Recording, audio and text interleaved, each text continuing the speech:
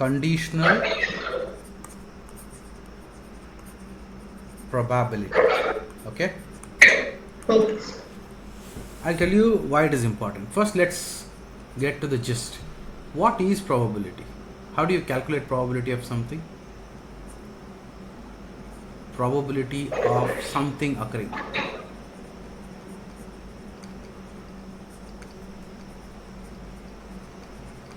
How do you? Occurring of favorable by total outcomes. Favorable outcome divided by total outcome.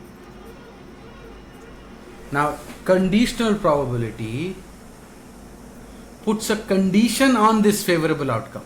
There is it adds a new condition saying that what is the probability of something happening after something else has happened.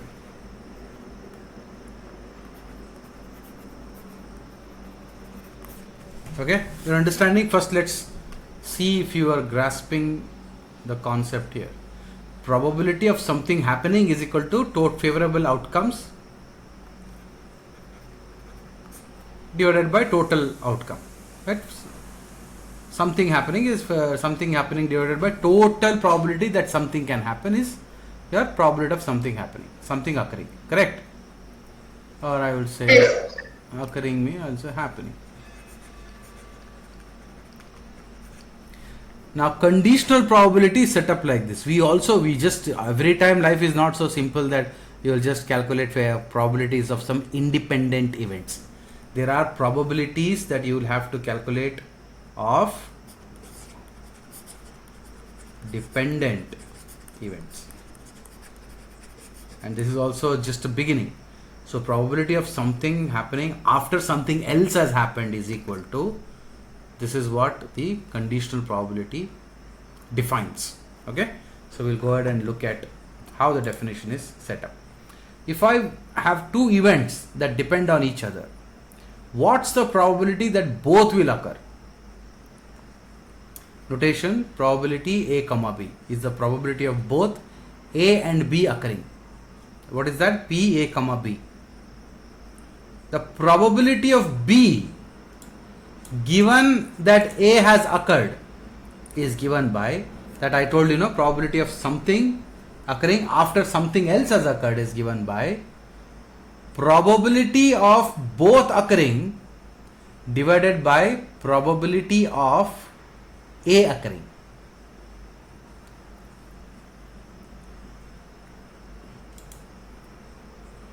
For example, so probability B A is equal to probability A comma B divided by probability of A. How you will see this? We will see like this. These are events, correct, Sushmita? These two are events, correct? A is also one event, B is also one event. Now let's put a name to these events. Let us say event A is equal to you playing cricket, and no, that is B, and A is equal to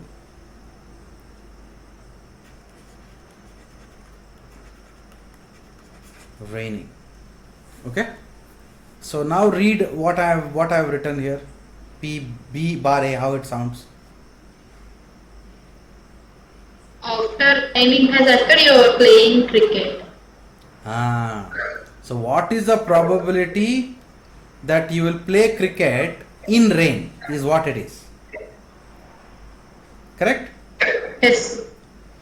So now you understand, in real world there are many events. Those events have to be carefully observed, and then you have to reconstruct these conditionalities and then explore what is the probability of it. So P B is, so what does this mean then? P A comma B, probability of both occurring.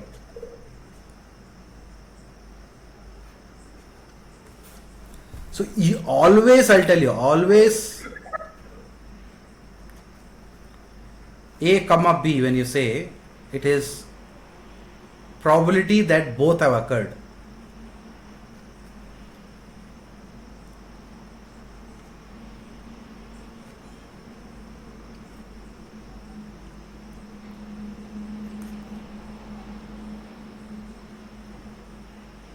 What does it mean? So all probabilities in history where somebody has played in the rain, that is A comma B. So when you are placing all these probabilistic events, when you want to calculate P A comma B, where will the data come for you? So how many people have in the history played in the rain? You will take that value, and A and B, this is. Okay, so probability of somebody who has played cricket in the rain divided by P of A is what?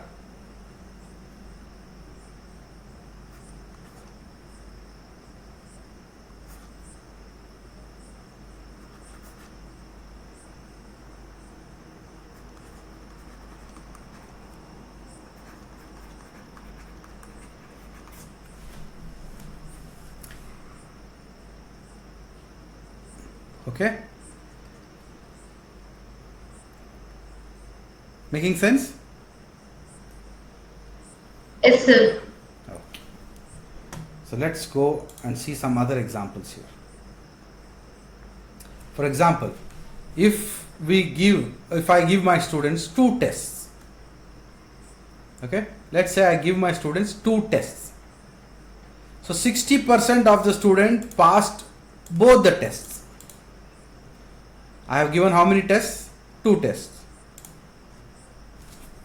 Example.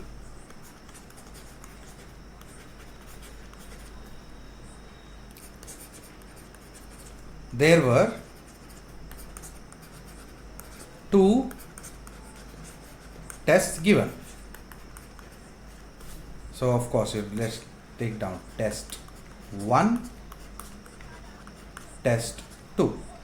The problem statement says 60% of students passed both. Okay.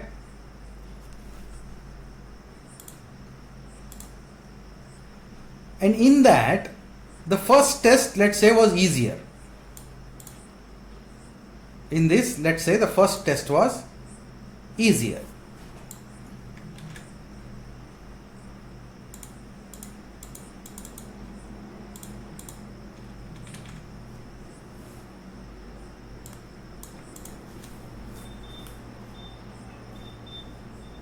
So the first test, 60% test, comma T1, comma T2. 60% T1, comma T2. Both have passed. Now 80% of the student passed T1 because it says first test was easier. 80% of people passed the first test. Now question is, what percentage of students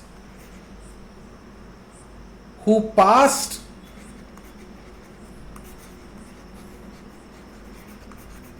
the first test also passed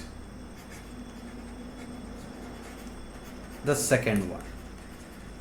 Here, what percentage of students who passed the first test also pass the second one. So do you see how the problem is getting constructed?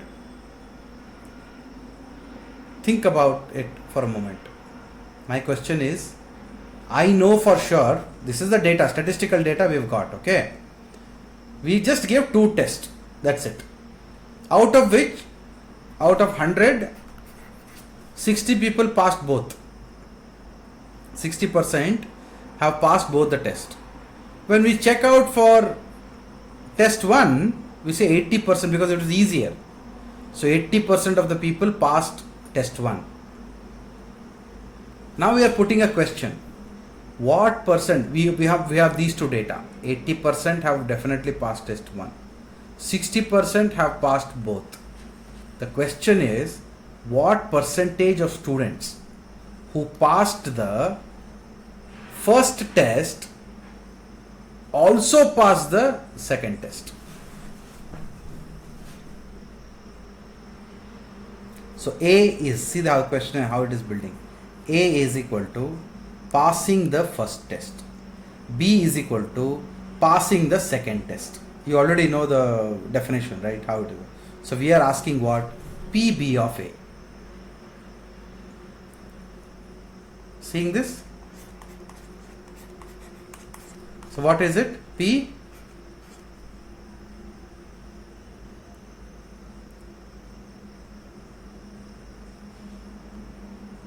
this is probability of A comma B by A comma B by probability of 2. A, which is already given here. See, what is that? 60% divided by 80%, which is nothing but 0.60 divided by 0.80, which is nothing but, how much is it? 3 by 4. 3 by 4, which is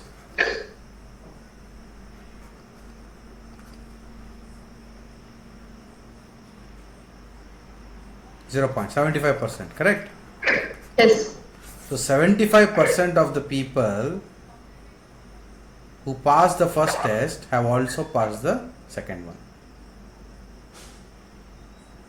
So this is how conditional probability answers your question. Yeah. Conditional probability says this. If I have 2 events that depend on each other, what's the probability that both will occur? Notation P A comma B is the probability of both A and B occurring. Probability B comma B bar A means probability of B given that A has occurred, and by the simple conditional probability formula, probability of B occurring after A has occurred is equal to the probability that both can occur divided by probability that A can occur. I want you to read this, and in your own mother tongue, whichever language is dear to your brain, near to your subconscious, I want you to put this and restate this in your own mother tongue.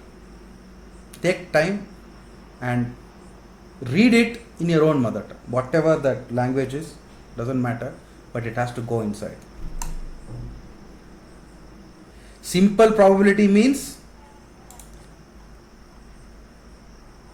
simple probability of something happening is favorable outcome divided by total outcome. But dependent events are important in as life becomes more complicated. So usually we are stuck up where we encounter problem statements like probability of something happening after something else has happened means what is the probability of this happening provided this has happened. So we want to establish a causality over here.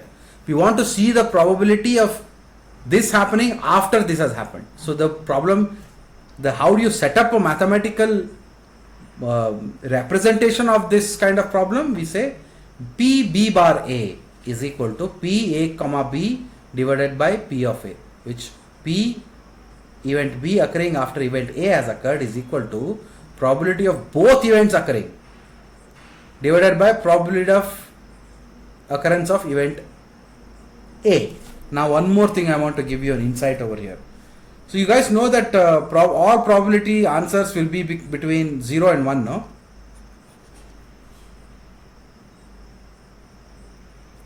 It cannot be greater than 1, correct? Right. So are you very sure that this numerator is lesser than the denominator? Always? I am giving a general equation here. Are you very sure that this numerator is always lesser than the denominator?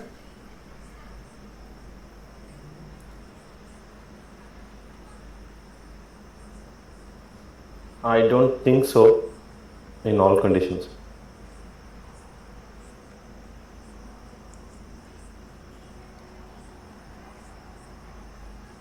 Sushmita, your take?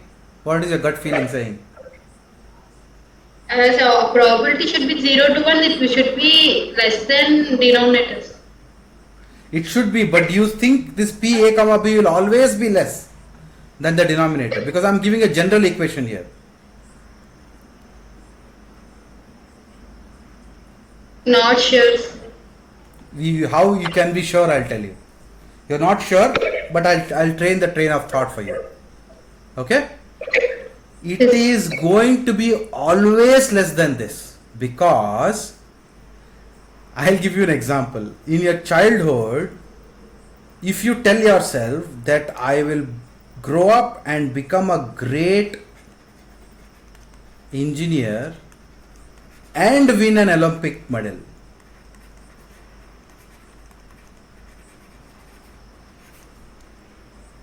or you will just say I will become a great engineer or win an Olympic medal. Which one is more likely to happen? Between this, which will have higher probability? Our case. Second one, correct? Yes. Why not these two? Oh, becoming a great engineer and winning an Olympic medal is two events. Needs to happen. So in life, more and more conditionalities you adding, that becomes less and less likely to occur. So clearly you are seeing this here. We are talking about probability of A occurring, and here we are talking about probability of A and B both occurring. Now tell me, after seeing this, don't you feel that P A comma B will always be less than P of A?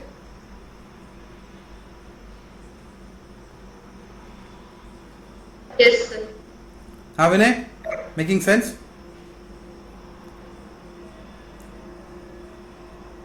Yeah, Vijay? It's making sense, no? Right. So, okay. Now, there is an addition to this. One mathematician, Bayes, argued that the conditional probability that you guys are coming up with, it is too simple. You only think that the probability of something B occurring after A has occurred can just be equal to probability of A and B occurring divided by probability of A. Okay, this looks like a very intuitive formula, but he came up with a more detailed probability, because he thought, or he proved, that some of the probabilities are missing over here, because that conditionality is not being expressed. The entire conditionality between the event A and between event B is not being expressed in this simple formula. So that gives rise to Bayes' theorem. Okay. So now that you understand conditional probability, you can understand Bayes' theorem. What does it say? In English, let's read. The probability of A given B is probability of A times the probability of B given A over the probability of B. Now, there is the key insight here, what changed here is written here. The key insight is that the probability of something which means A, that depends on B very much on the base, depends also on the base probability of B and A. There is, if you are trying to calculate the probability of A occurring after probability as B has occurred, but there is also certain probability where B might have occurred after A has occurred. We don't take that into account, and we directly say PA comma B. Right? We used to say PA comma B. So instead of simply taking PA and B occurring, that PA and B changed. Here PA and B, A comma B, whatever was there, that comma B he replaced by B occurring after A has occurred. The simple change in formula is this one. So we had probability A B is equal to probability of A comma B divided by probability of B. This was a simple conditional formula, conditional probability.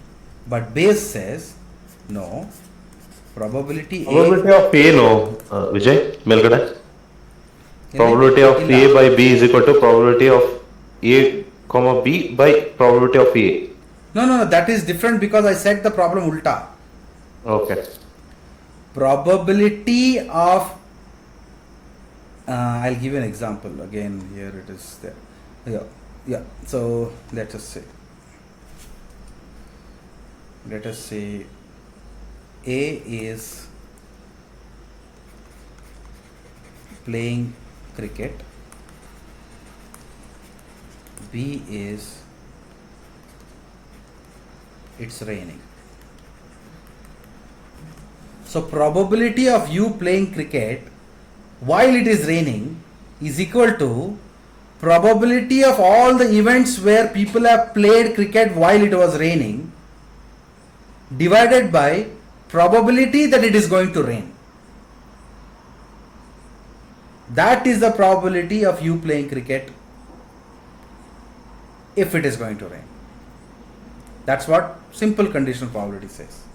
So what we are doing here is we are saying probability of you playing cricket provided it's going to rain is equal to probability of you playing cricket in the first place and probability of it raining because you are playing cricket divided by probability of it raining. See how it changed? This is what the Bayes formulation is, and it works actually in most of the cases. This adds in that extra because simply you want to use simply when it is a game of probability. This is a sort of a quantized way of being sort of sure, right? How sure can you be with probability? Probability is the science of uncertainty. So you cannot just take leaps here. So he gave a different proof why it is so. You can find that proof, Bayes theorem proof, and his arguments and everything. It turns out, and now it's a well accepted fact that this is the one it is being. Let us say we have a COVID test that can accurately identify infection 99% of the time and accurately has a negative result of 99% of non-infection. And the stats say, let's say when you are doing all this, conditional probability and everything, you have to rely on the data. How much data has been collected? What does the data say? So of all the data that has been collected, it says that 0.3%, let us say 0.3% of the overall population actually has COVID today. Okay. So Bayes theorem to the rescue here, and it says event A, let us say event A says you actually have COVID. Event B says tested positively for COVID. Now the conditionality which you are checking is what? PA of B. What is that? the probability that you really have COVID after having been tested positively for COVID by your test kit. Is the formulation clear? Guys? Yes, sir. Okay. Now, PAP, so this one comes up to the probability of actually having COVID, P of A, into P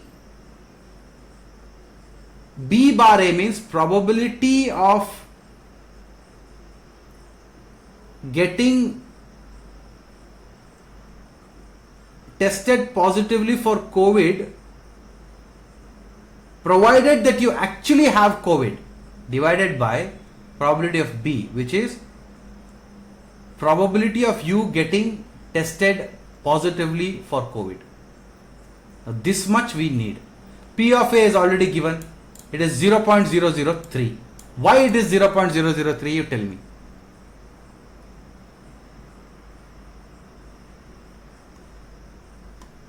Why is P of A 0.003? What is P of A? Probability of you actually having COVID is 0.003. Why? See this. See this? Only 0.3% of the overall population actually has COVID. So what is 0.3%?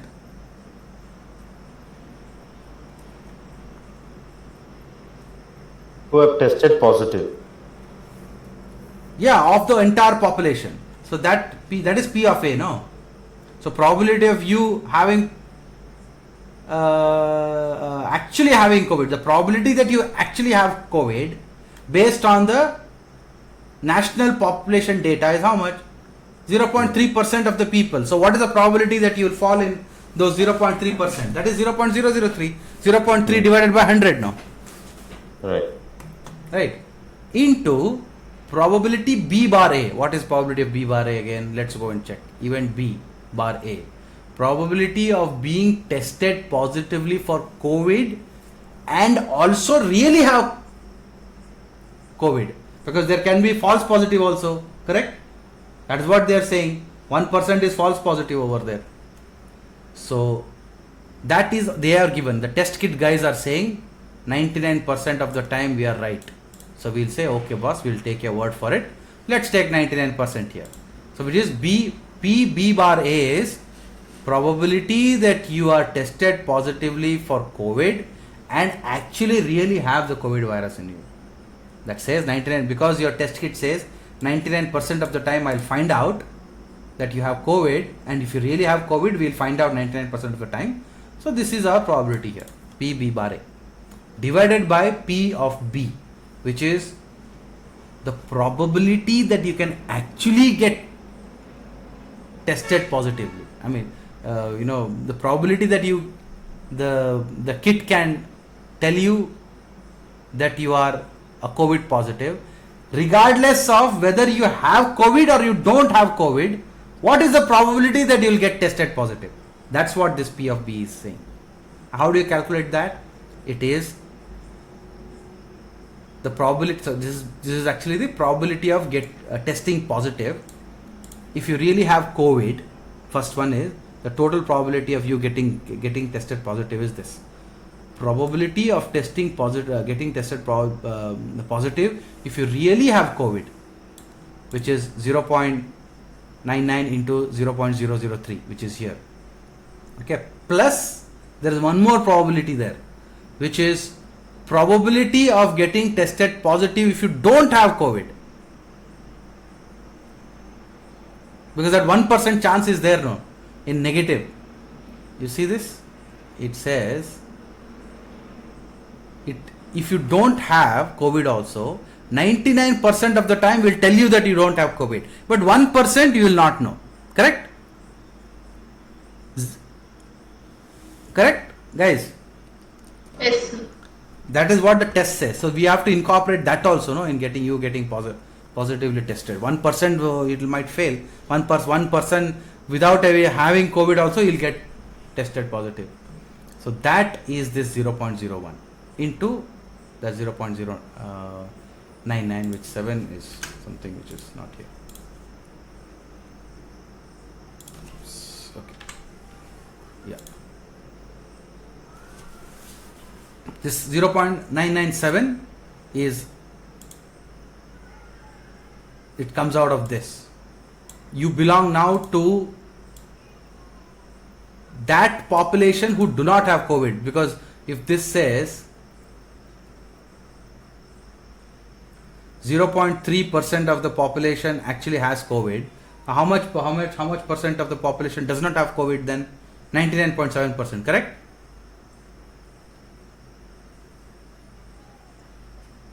%99.7% people do not have COVID. So that is this calculation.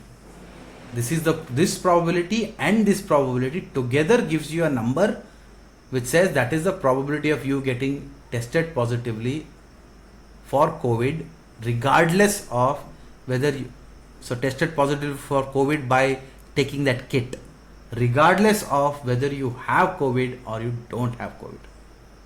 Okay, now all that sums up together and you get a number 22.8%. This is the odds of someone being a COVID infected person given that they actually tested positive. Now why this is so less? It's not always the case, because in India it will be like that because we have a huge population. So this whole thing got skewed because of this one, 0.003. You will feel that okay, everybody is getting positive, there is a test case, but the reality is, in the country like India where only 0.3% of the overall population actually have COVID, and you do a conditional Bayes theorem, when you add Bayes theorem over there, this is actual probability. So out of 100, 23 times 22.8 to be precise according to this calculation is the actual calculation. But you have to go get the real data here. You have to go and get the data which the Corona kit gives, saying that how many times are you accurate. If the Corona kit says we are accurate 82% of the time, then you put that number over here, and then on that particular day you find out how much percent of the population actually has the COVID, and you get all the necessary things there to calculate it, and you get an answer. So even though P B bar A is high, it doesn't mean that P A bar B is high. See, probability of you getting tested positive for COVID and actually have COVID is 99% according to the kit. But that doesn't mean that P of A bar B is also the same. The probability of you actually having COVID provided after, just because the kit says so. That's how you should read it. Probability that you actually have COVID just because the kit says so is 22.8%. Do you see the Bayes theorem, how it is formulated now? And the thing is, even here, when your spam filters work, you remember, you have all this directly, now things go directly to spam, right? You have the spam filters, correct? In emails? Yeah, Vijay. Right? So now spam filter also works something like this. So we'll see how spam filter works. So all this Ramayana and Mahabharata I was trying to explain to you, so that I can explain to you how spam filter works. So spam filter, same formula. If you want to build a spam classifier, how would we express the probability of an email being a spam if it contains the word free? Like, that's what is spam, right? Free book, free ebook. Correct? These are certain words, right? In spam. some certain words repeat, right, in spam. Bonanza, take this offer, here's your free ebook, here's a free entry to, here's a free ticket. All these are attractive things so that you see the mail, you click somewhere, you click something, go to website, right? That's what happens. So let us say we want to calculate the probability of an email being a spam if it contains the word free. So probability that an email is spam provided it contains the word free is equal to probability of an email being spam. First, P of spam means probability of an email being spam. Means what? If you have got 1000 mails, and in that if you have clearly identified that there are 20 spam mails, so 20 by 1000 is the probability of a mail being spam into probability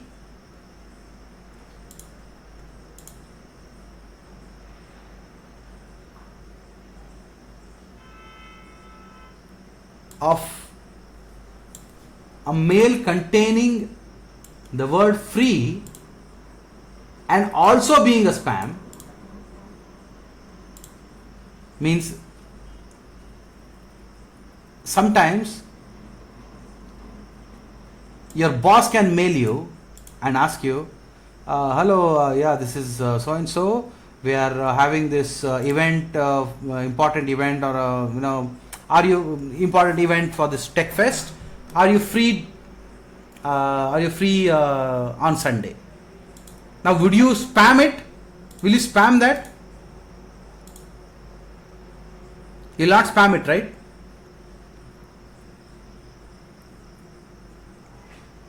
Yes, sir. You'll not put into spam mail, correct? Yes, So you sir. should calculate that also, correct? The probability that just because it had a word free, what is the probability that that is spam mail also? That also is getting calculated here.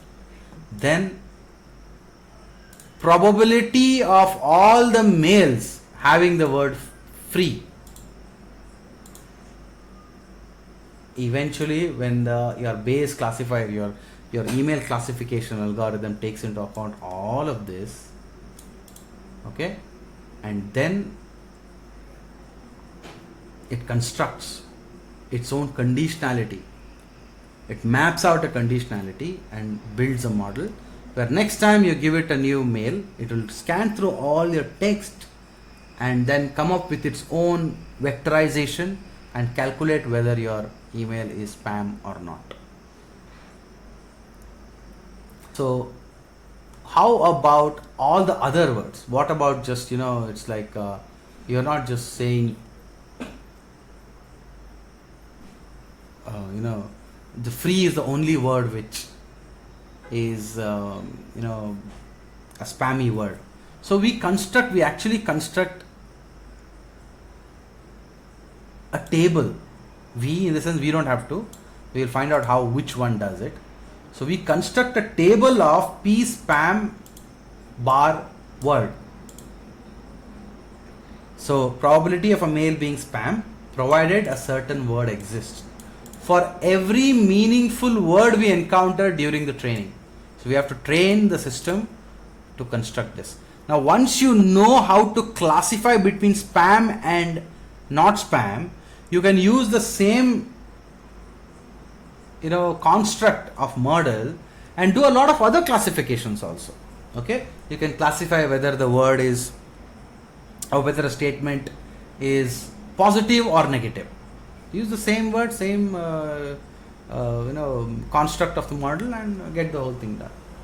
So then we multiply these together when we are analyzing a new email, and then we get a proper metric of it. So it's here actually in this thing. The inner details are a little. It goes into this NLP and data mining. You don't really want to go into that. There's something called TF-IDF. It looks something like this. This is a part of one of these how it calculates is like this. Slightly out of the scope of this one, but anyway, just for the thing I'll just tell you. It calculates TF and IDF. Okay, this particular thing is part of our data mining and natural language processing lecture. So anyway, actually how it calculates is it is TF and IDF. There is a term frequency, there is an inverse document frequency. So let's say for example you have a word, hey, how are you? Then you have another statement, hey, watch out. Then another statement, hey, I'm here, right? So it will actually calculate the number of times each words are occurring. So it will actually do this term frequency, means how many times a certain term has occurred, that is the frequency of that term. And the inverse document frequency also means that given a certain word, how rare it is across all the documents. The first statement here is the document 1. The second statement here is document 2. The third statement here is document 3. That's what documents are. Document means not just a Word document. That's not the whole document. Each statement which starts with something and ends with a full stop is a document, with all the other apostrophes and all the signs and symbols inside it. One full statement is one document. So when you calculate an inverse document frequency, it will go and calculate how rare the word is. When you calculate term frequency, it calculates how popular the word is inside that document, right? So with all that and then certain concepts like bag of words and word to vector, it gets eventually transformed into a vector notation and an array, right? So this whole thing leads to natural, this is the basis of processing a language. So it's called count vectorization. That count vectorization, all of this is taken care by, you don't have to really worry about it. It's all taken care by your scikit-learn. So we use a package called scikit-learn.